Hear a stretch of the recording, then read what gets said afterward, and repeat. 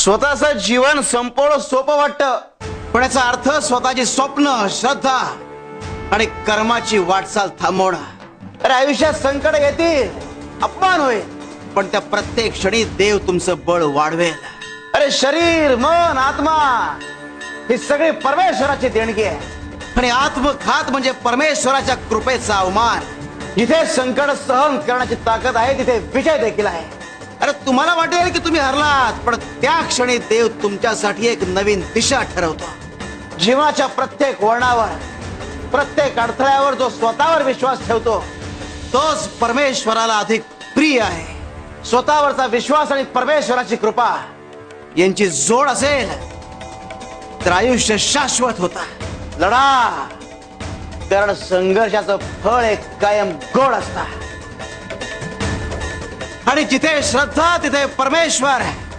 शिवारी शंकर नमामि शंकर, शिवशंकर शंभो, हे गिरिजापती भवानी शंकर, शिवशंकर शंभो.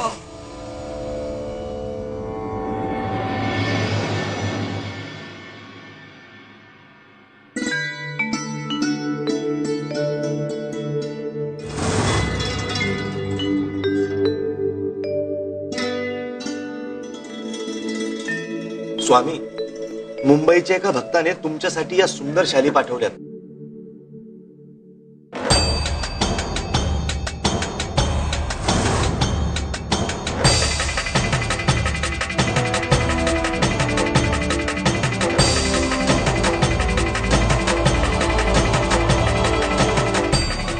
कपिले, हे घे.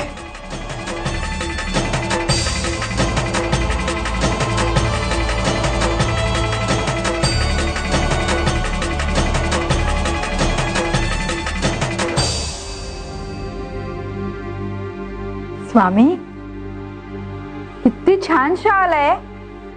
फार महागातली असेल नाही? काय का कपिले, आमच्याकडून फक्त घेणारच आहेस की आम्हाला काही देणार आहेस सुद्धा?